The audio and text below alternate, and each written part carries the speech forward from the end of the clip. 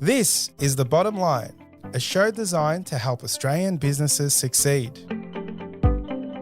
On the show, you'll hear from leading Australian business owners as they share the lessons they've learned building their companies. You'll learn from their successes as well as some of the challenges they've faced along the way. We also talk to experts from a range of fields who share specialised techniques you can use to improve your business. I'm your host, Savan Tuna, and I'm a director at Alexander Spencer, and I'm really passionate about helping Australian businesses succeed.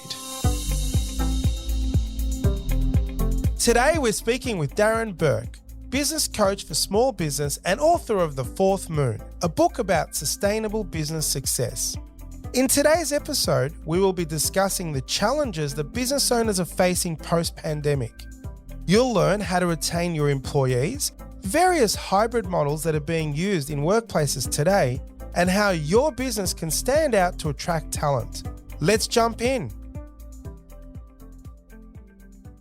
Thank you, Darren, for joining me on the show today. Thanks, Savan. Now, you're a business coach and an author, but for those that don't know you, can you tell us a little about yourself? So I was a chartered accountant originally, Savan, and then I ran my own startup business, which was a boutique recruitment consultancy in the city of Melbourne. And then for the last 25 years, I've been mentoring, coaching and consulting to small and medium business owners. And you are the author of The Fourth Moon. I have read the book, so I'm looking forward to discussing that. But our topic today is about some of the challenges and areas that business owners are facing post-pandemic. All leaders have had to go through some kind of change around hybrid workplaces. Staff had to go home and work from home for a period of time. Can you talk to us about what you've been seeing in the market and what does it mean by the hybrid workplace? I guess 2.5 years through the pandemic, it was very much about moving from strategy to welfare.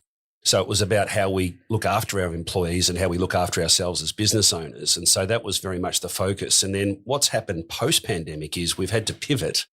And basically, it's the greatest change I've seen in the Australian workplace in my working career, whereby we've had to basically create policy on the run to basically re-engineer or recalibrate our workplace. And so that's led to a number of what I refer to as hybrid workplaces where we've had to sit down with clients and work out our TWT, which is a Tuesday, Wednesday, Thursday workplace with the Mondays and Fridays at home. Some clients have nominated a Friday off, and so they're working the 4 days. I've got a client that has had a Wednesday working from home, I beg your pardon, and the Monday, Tuesday, Thursday, Friday working together in the office. But everybody's finding their way. So there's no one model, and there's a whole range of issues I'm sure we'll discuss later around supervision and productivity and so on. This is all being tested live. So no one's got a template or a playbook for how this should be. Everybody's trying to find their way, and there's no one size fits all. And how has the hybrid workplace affected culture and businesses and morale generally? Have you seen it as being challenging, but has it sort of been positive in terms of the morale and the culture? Yeah. If I look at the different cohorts from an employee point of view, which I get feedback in some of my mentoring work, the big feedback I've got for that is obviously there's been a great sense of relief and uplift from an employee experience because obviously working from home without the dead legging of the daily commute and some of the downtime and fatigue involved in travelling to and from work, those people have enjoyed more flexibility with young families or with their fitness or with other hobbies and interests, meal preparation. It goes across the board. So from the employee side, I'm only generally hearing good things at this point in time. And we'll come back to that because I think as time moves on, there'll be other feedback that comes out of the employee experience. From the employer experience and I guess from a management point of view, it's been very challenging for owners, I suppose, and managers to get a read or a line of sight on their employees. And so while everybody's saying productivity is fine, how do we measure that? It's a bit like electricity. You can't see it, you can't hear it. It's kind of anecdotal. And I think our clients and customers will ultimately tell us what their take is on that in the fullness of time. So to that end, the new world of this hybrid workplace, the jury's out, I think. Certainly there's a lot of frustration, confusion, mixed feelings from owners. And at the moment, they feel like the whip hand's turned from the employer to the employee. So they're a little bit reluctant to push too hard because employees might turn it up because they've got so many options. I agree with that. The thing that I so much struggled with is I love leading by seeing people. I'm very sort of touchy-feely type of leader. And and I like to eyeball people and smile and so on. And I find it that the challenge for me, especially during COVID when we were in Melbourne locked down for such a long period of time, I really struggled with just not seeing the body language cues. I got sort of Zoom fatigue, and it became really difficult to lead effectively when you don't have those people in the room. When you are coaching, seeing everyone in, having that huddle and all of that. So I do lead like that. There's different ways of leadership in this hybrid model. Can you tell us a story or a business owner that's actually, in your opinion, has nailed it?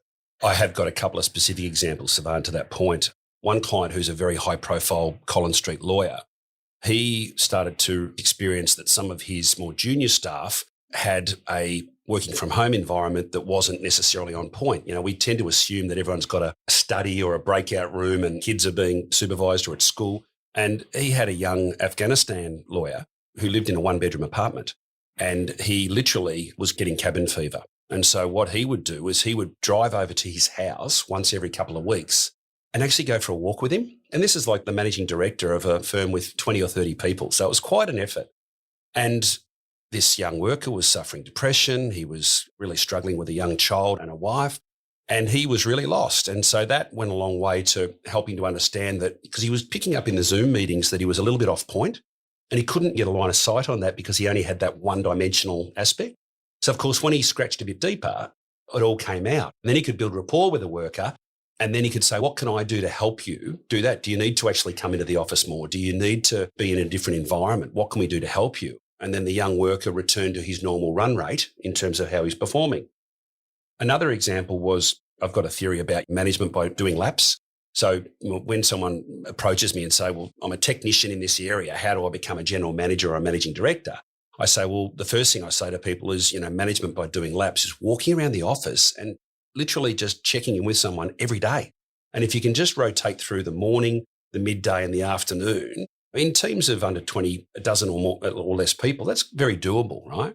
So people have found that we need to do that more. So if they're only in the office 3 days, 4 days, well, you need to make sure that those days you're really on point. And the other one they talk about is the Google collision zone. So it's talking about like basically the classic water cooler or office kitchen or break room. There's something dynamic that happens in that environment where people collide and they exchange ideas. So if I'm in the office and I've seen Dennis, I can come in and say, hey, Sivan, just so you know, I bumped into Dennis the other day and he said A, B, and C, or I saw this client and they said this. Now, when we're all working remotely, we have to rely on those transfer of knowledge and transfer of update to happen through a Zoom call or an email or a text. Now, maybe I go home and the kids distract me and I don't let you know about that. So we've lost that one connection. Now, if you multiply that across the 100 little nuances of what we need to be doing in business to exchange information, something gets lost. And this is what's not being talked about. So I want more people to start this conversation. And because at the moment we're just talking about hybrid work zones and very sort of vanilla sort of stuff, we need to get to the heart of the discussion, because ultimately our customers and clients will judge us on what they receive, not how we do it. They don't care about process. They care about outcome. So I think there's too much discussion around process from an inward selfish point of view, as opposed to, well, what's the client and the customer experience getting from this? That's a great comment around that, because it's an internal thing, right? Whether you're working from home or whatever, it's how you do it. As a business, your outcomes are what you're selling, the service, the product, and that's what the customer sees. So it is challenging, but I love the walking part, the managing director of that law firm going out and going for a walk. I mean, it's once every 2 weeks, and I'm tipping it's not far. So it's actually a really good way of building rapport. And that building of rapport allowed that next conversation. So I really like that. I'm going to take that one as a tip. I've written it down. We do have meetings, a lot of face-to-face meetings, but just having a chat as you walk, I've never heard that before, and I really like that. So I'm going to use that one. Can you give an example of a business that has nailed that hybrid workplace? And what is it that they've done? Is it those little things that you've just said? Is it the fact that the person's gone out and been on touch point? What is it that they've done well? A gym equipment and gym owner business that I mentor and coach, they've just decided on the Wednesday being the at-home day, which means that they have the Monday, Tuesday, Thursday, Friday. Now, I've got this thing about Mondays and Fridays. It's one of my sort of real particular things. Monday to me is about launching the week ahead and identifying who's doing what, what's hot, and what we have to close by close of business Friday. Friday is also a very important day because we need to close, right? And so my starting point is if you top and tail your week with your Mondays and your Fridays, your weeks tend to go a lot better. I think it's very convenient for the employee to not work on a Monday or a Friday, but if we bump Monday to Tuesday, getting back to our deliverables, well, we've kind of lost a day of getting set. And particularly, as you would know, Sivan, with junior staff and young graduates, they're very impressionable. They need guidance. And so we just can't lose a day. A day is 20% of our productivity. And so this Wednesday, this client's using, I've found very, very good. I mean, I don't mind the Friday. 25 years ago, I started the 4-day work week. So I ran my first business with a 4-day work week. And so we worked very hard from Monday to Thursday. And then we just drew 52 lead pencil lines through a manual diary in those days in the early 2000s, and nothing changed. The client's experience did not change. Of course, if we had to come in once every blue moon on a Friday, we would. But the point about the Monday to Thursday is that's all well and good. But my point on the productivity is we can't just be like these European countries that work 32 hours, because I think that our deliverables still need to be on point. So I think that the Monday to Thursday model works well with some hustle. So you have a very powerful ops meeting or stand-up meeting or huddle on the Monday morning. You have very, very clear deliverables and outcomes. And if it means that we have to work 9 or 10-hour days to get to Thursday and the prize is Friday off, that's fine. The fear is that without that visibility, it relies entirely on the trust of employees doing the right thing, which most people do. Don't get me wrong. I'm certainly not an anti-employee commentator. But what I do say is that it needs to be a two-way street. So people are coming in, and we'll get to some of the challenges around remuneration. They're asking for better terms and better conditions and more pay, and the whip hand has changed to the employee holding the power. But this working week, we're not there yet, and we don't get to decide if we do it right. As I said, our clients and our customers in our market, our external factors tell us. So to that end, the Wednesday was a very good thing because it meant that everybody came together on Mondays and Tuesdays, and then Wednesday was the flex day, and then Thursday, Friday was the big close. And that business has been very successful, and they haven't missed a beat. I want to talk about learning, and you mentioned the graduates and the younger staff it could be in any business, the junior ones that are, that aren't as experienced. But learning is important in an accounting firm, law firm, and on all businesses. We want to train and develop our staff. We want to teach them, make them learn and get better. What have you seen, or what is your advice around learning, on-the-job training, PD, career progression? What's your sort of take on that topic in this new world? Look, I'm glad you've asked about this, Sivan. It's a huge issue. And again, we won't know what this outcome looks like for some time. But what I can say early, because I kind of get to do like a rolling MBA, so it's every day with a different business, a different business owner, a different cohort of employees, you get this lovely rolling scrum of intel and data and feedback coming back to you. It's like a lovely feedback loop. And what that's looking like at the moment is, if we used your firm as an example, because it's a classic example in the professional services, but it equally applies to any business because, of course, you're learning from those that you work with. And so, as you can appreciate from your career, a young Sivan starts off as a graduate. You work at the shoulder of more senior and more experienced people. And as Malcolm Gladwell famously refers, we do our 10,000 hours. And they estimate that somehow works out to somewhere between 7 and 10 years. And I'm a believer in that. So if you're working at the shoulder of a master for 7 to 10 years, in 7 to 10 years, you become partner or you become a manager, and your career blossoms on the back of that exposure. Now, if we eliminate those hours on the basis of you not, that young graduate, not working in here with you at the office, and then in 12 months' time, that graduate circles back to you and says, oh, hi, boss, I'd like a 10 to 15% pay rise. In the old days, you'd say, well, that's okay. You've done your 12 months and you've stepped up from X, Y, and Z. And we'll pay that and you'll be a second-year accountant. And that's all fine. But where the issues are showing now is that we're getting asked for better terms and better conditions and more wages. But if we're not sitting at the shoulder of the person who we're learning from, there is a loss of learning and professional development incrementally over those vacant days that aren't shared together. And over 1 year, 2 years, 3 years, particularly in an early career, that's going to add up to a lot of missed time and learning together. And so as this lawyer, for example, the senior partner said to me, he said, Darren, we could be in a situation where I'm telling a person after 12 months, you're not there now. You need to come back in another 12 months because your new run rate, the old run rate was 1 year, and now that on this flexi time is now 2 years, or it's 18 months. We don't know. So this is a really interesting dynamic, and I encourage people to think about this because we need to manage it, because if we don't manage it, it won't manage itself. And I think I got a lot out of listening into conversations, working next to senior people. It was not even just listening in. Sometimes you'd read something or you're doing a job and you just want to get clarification on something at home. And if you're working predominantly at home, that needs to be an email's not going to work. If it's a Teams call, you don't know what that person's doing at the time. So if you've got an introvert and these graduates, they're a bit shy, they're only been in the business for a short period of time, they're not reaching out, or then they're scared to reach out. And if they haven't built that back to rapport, if they haven't built that rapport with the senior people in the team, it makes it very difficult. So I think my take is the hybrid workplace works. I believe in working from home and that hybrid model. But I think if you're young and a graduate or you're a senior leader, you really need to think about it and say, well, what's important to me? What's my role? And how am I going to make myself better? And if I'm a senior person, being at home, I'm not passing on my knowledge. So I think we just need to get those things right. And I think we can move forward. But I wanted to change topic now. I want to talk about recruitment of staff. And it's been difficult. I want to pick your brain on recruitment because we've got this shortage of the workplace. And at the moment, it's in all industries, accounting, legal, especially in the construction industry. How is it that we just don't have the workplace anymore? Is it migration? You see lots of businesses. What do you think we're suffering from this lack of staff? It's the craziest I've ever seen. We've had net migration in Victoria, where we reside specifically.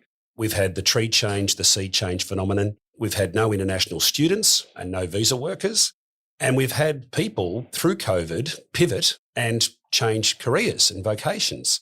And it's almost allowed people to dare to dream somewhat. So a lot of people who were in well-paid, well-functioning jobs have said, oh, I might try something else. And obviously then you're working from home. So suddenly your vocational direction is impacted probably more from your partners and your housemates and your friends and your family because you're having those conversations at home in a dual workspace. And so people have made all sorts of bold choices that they simply weren't making prior to the pandemic. So that's led to a range of issues in terms of how hard it is to recruit because, I'm having clients that are facing 30% pay increases or poaching. Yep. Larger firms are now poaching other smaller and medium firms in the professional services. People are paying people's rent to move to country towns to work in hospitality and tourism. So it's very, very hard to compete with these factors when the other thing too is that we're in a high inflationary environment. We've got rising interest rates. So the other factor is that we can't just keep on paying real wages growth, which I do pay reviews with all my clients every year. The benchmark was around 5% outside of merit-based increases. And now inflation's at 6%. It's rising more and it's probably heading towards 7%. So ultimately, you add your inflation to your rising interest rates and we've got margin pressures. How do we continue to do that? Because there is a point in business where economically you have to rationalise and go, well, can I actually afford these real wages growth? Yes, I want to retain the people and yes, I want to recruit someone.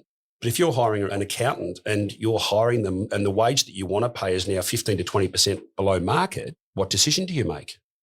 That's the question. How can business stand out and attract this talented staff or staff in general without the wages? There's something that we can do as business owners without the salaries and assume that we're not competing on that. What can we do to stand out and attract these guys?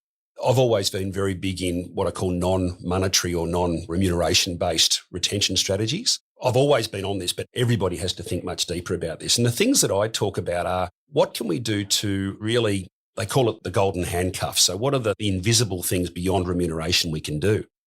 Well, firstly, one of them is mentoring. So lean into your employees. I used to have breakfast or coffee with my team members all the time, as often as possible. And certainly once a month, you should be doing something like that. Never underestimate the impact on a young person of you taking the time out to ask how they're going and spend time and do some knowledge transfer. The other way is to find them an external mentor that might be able to add value from outside the organisation. Things like profit share, incentive schemes. I'm very big on win-win. So if we set up our strategic plan for the year ahead and we have our targets, carving off anything from 5 to 20% of our operating profit and sharing that with our key people, it's smart play. And the clients that I have that do the profit share and the incentive schemes on a win-win basis, I know there is an aspect of that that comes back to remuneration, but just the very nature of that sets the scene where we're all pulling in the same direction. And then the other thing is all my clients, we have monthly and quarterly one-on-ones with them to see how they're going. So identify what are their training gaps, what are their professional development needs, where are they stuck and how can we get them unstuck? Training is something that SME owners are asking about. They're saying, well, I don't want to do online training. I want to get back to physical training. There's so much online stuff and it's not all bad, but we need to get back to how do we actually train and develop our people? If we've got somebody who's really strong in BD or marketing for our clients, how do we add value to their BD and marketing skill set? Typically, you have young people who are particularly strong in the HR or the personnel side that could help us in our business. So how do we give them personnel and HR training that's going to make them our people and culture leaders? So it's thinking more deeply. And again, if we're all working remotely and we're in our own little wheelhouse, we may not be thinking about the sum of the parts. We've got to get back to strategy. And that's been another thing that's come out of the post-pandemic. Clients and SME owners have been sitting on their hands for 2 years. They need to get back to strategy and they want to start hustling again. And this area is where one of the key areas in strategy, Savan, that they need to get back to because it's moving quickly. And if you haven't got your head over it, it's going to race away from you. I agree with that. I think setting a vision, employees actually knowing why they're in the business. Like, what's my role? Why am I here? What do I do in this business to make it successful? And I think we forget that people want purpose in life. If they're coming to work and not knowing why they're there and what the business is there, that makes it really difficult.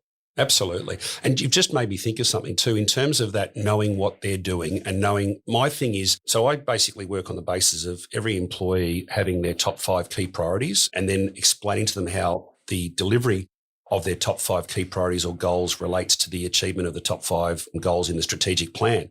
And to your point about knowing what they're doing, once we set sail on the year, between the monthly one-on-ones with each of the individuals and then having quarterly town hall meetings and having a launch and launching the strategic plan and saying this is what we're out to achieve for the year ahead, and your managers and direct reports will be circling back to you with your individual top 5s and explaining how that relates to the business.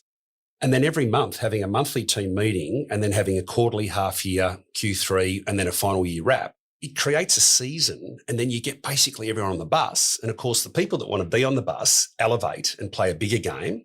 Your satisfactory type people generally step up to becoming above average, and your dormant or non-achievers either leave because they want to hop off the bus because they can't stand the fact that we're going to be talking regularly about this. And we're going to be asking them, how are you going? Where are you stuck? What can I do to add value? What role do you want to play? So it kind of sorts out the wheat from the chaff in establishing the right team and the right culture. And then, of course, instead of you being the one voice and having that parental deafness, you have other people in the organisation who voice this. And that's what makes it so powerful. I like what you said about when you set something up like this, you get the people that are committed, understand it, rising to the top and being on the bus. And sometimes when you don't do this strategy session, the checking in and getting everyone on board, the ones that weren't on board, that were just happy to rock up and play a mediocre game, once the game is on, they want to not play the game. They don't want to rock up. And sometimes you don't realize that it's important not only to motivate the ones that are driven, but if you've got 20, 30, 40% of your workforce not wanting to be there, but it takes just, setting a strategy, talking about the goals of the business and all that other stuff. If it just means that some of those people go somewhere else to find what their purpose looks like, it's good for everyone. I think that's really, really good advice. Now, obviously with the workplace and the way it is and business is so tough at the moment, I'll tell you a little story. When COVID first came out, I was very scared and also conscious of what it was going to be like for our firm. And I made a comment after we settled in. It was about 2 months in. It wasn't even 2 months. It might have been 6 weeks in. We're still at home, the first run of lockdowns. And I said, you know what, guys? I think we haven't had a stable team for a long time.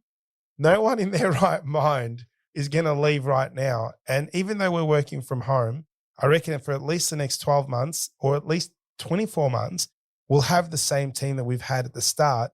And just that will give us the leverage. And it was the worst thing I ever did because when we got out of lockdown, the first one, it was June, July. We had our first resignation. And then all of a sudden, in the last 18 months, it's gone nuts. My key staff have not moved. They're the ones that have been here for a long time. Yes. We've had that much staff turnover in the last 18 months. It has been incredible. And not only that, like you said, it's so difficult to find good people. Yeah. We've had to reinvent our business. So my question is, why do you think there was such a big movement Was it COVID? Was it them in their homes thinking about what they were going to do? Can you just shed some light on that? I've thought about this deeply, Savan, as you can imagine. But I think that I always make a joke that, particularly with males, a lot of workers tend to be a bit in the moment, and it's that annual reflection on the summer holiday after Christmas, walking along the beach. And in a funny way, that's kind of not a bad thing for employers. But with all this time at home, and think about the feedback, there's only 168 hours in a week. And if you're traditionally busy workplace for 50 to 55 hours a week in many cases, the people that are broadcasting to you are a mixed demographic. If you then take that away and pull that back to home, now the weighting of that feedback loop becomes partner, parents, friends, very narrow. Oh, I've never heard that said before. So that's a great insight. It's kind of like the pub talk phenomenon. So, I often have young workers and their uncles who've got no idea at all. And he says, my uncle told me in the pub that I should come and ask for a 20% rise. That's interesting. What's his background? And of course, there's no perspective or relationship between this particular worker's vocation and that opinion. So opinions became very much about a lot of them coming from the same broadcasting. And we all had friends who had conspiracy theories and all of that. And so a lot of people went online and went into their Google will give you whatever you desire.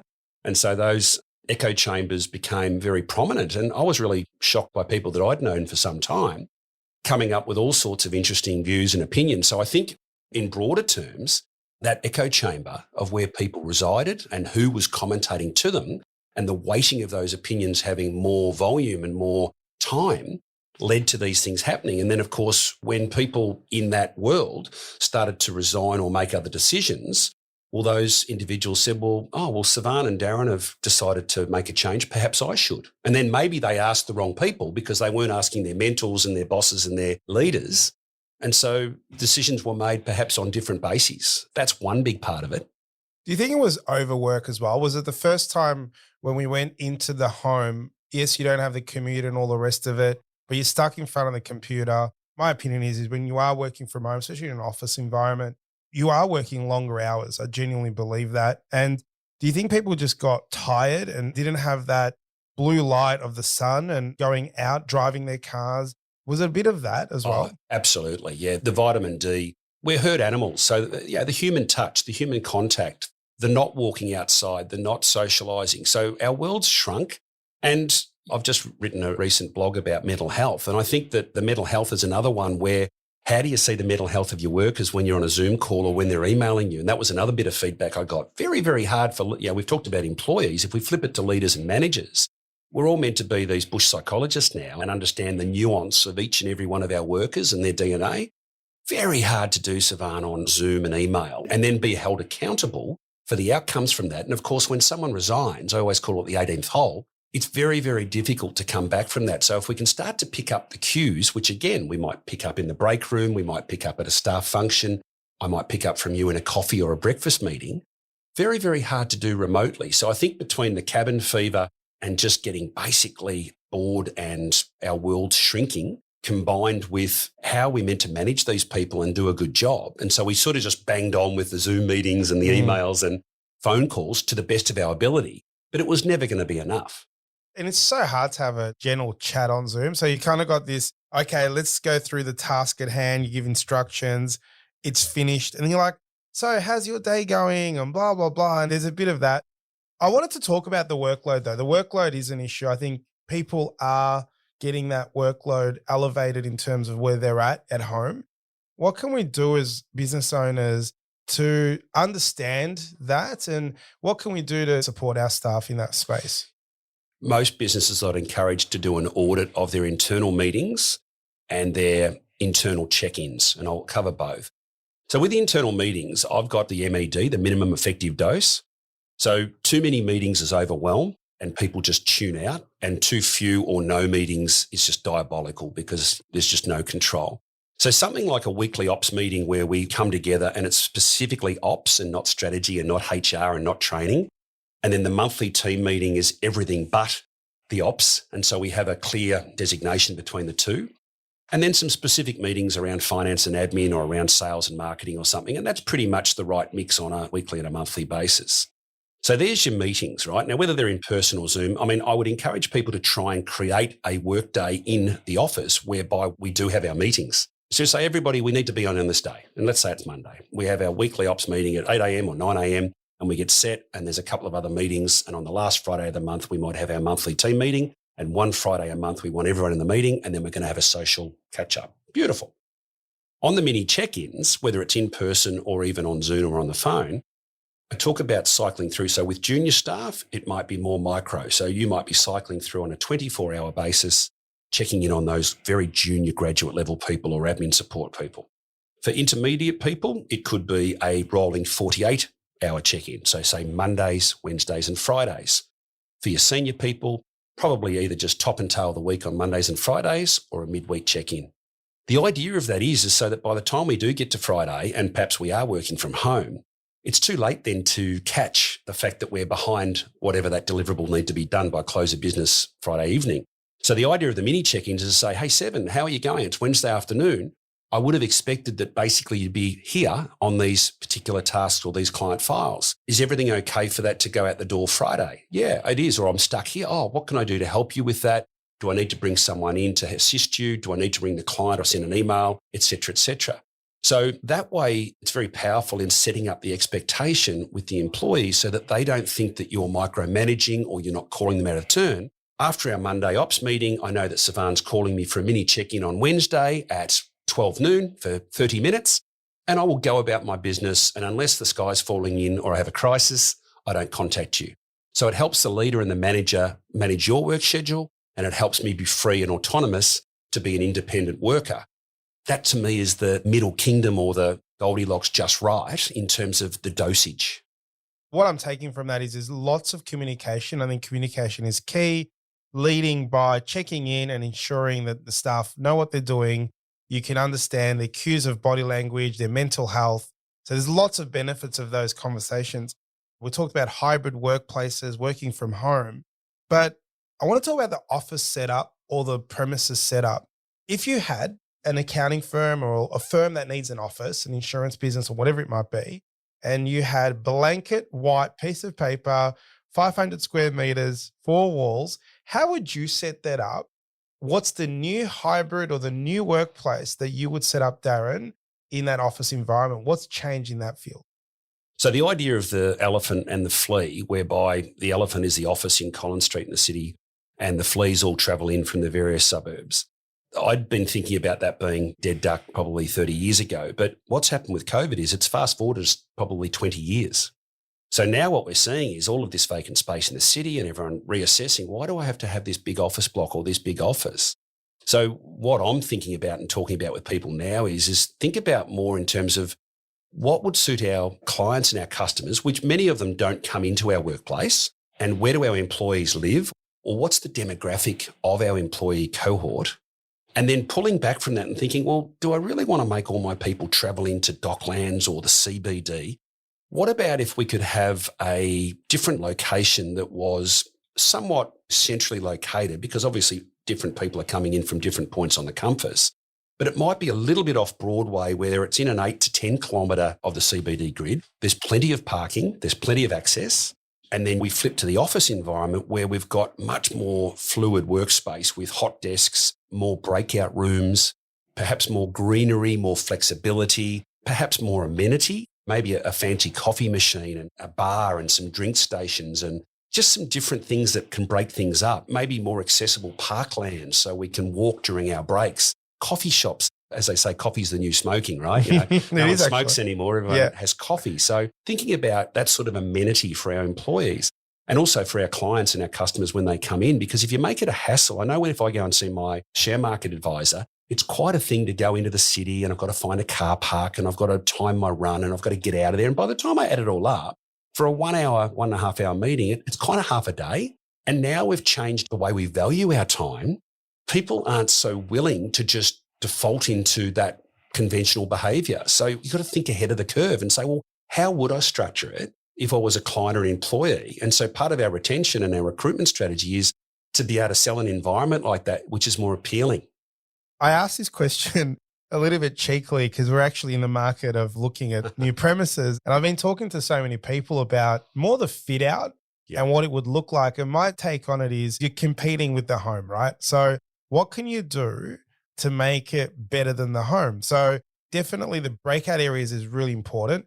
but just creating an environment where friends in the office can socialize in that office in a way. So it could be bean bags on the floor, 80-inch screen, PlayStations. And you don't do that. That could be at lunchtime. It could be, hey, come on the weekend, have a tournament. Or it could be, like you said, the fancy coffee machine, but extension of that, the bar. It has the nice drinks. It has courtyard. It has this fancy barbecue.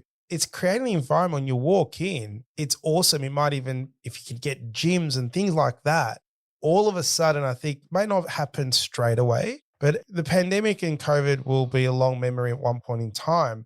And eventually, as the years go, I still think that we'll be working from home will be much more than it ever was pre-pandemic.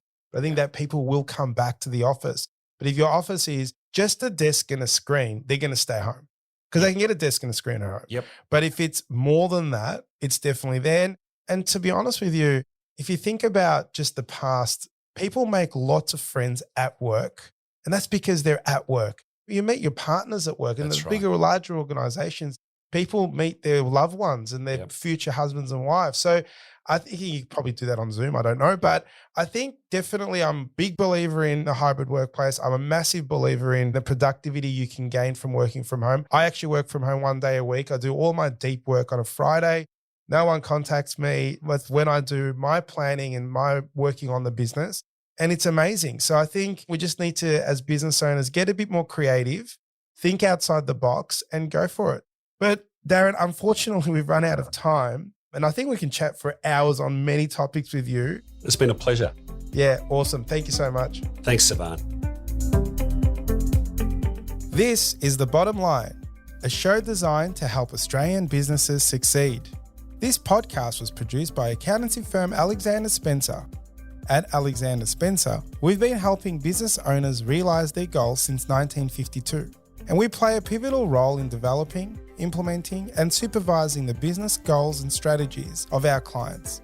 To find out how we can help your business succeed, head to our website, alexanderspencer.com.au. To make sure you don't miss an episode of The Bottom Line, be sure to subscribe to or follow the show in your podcast app.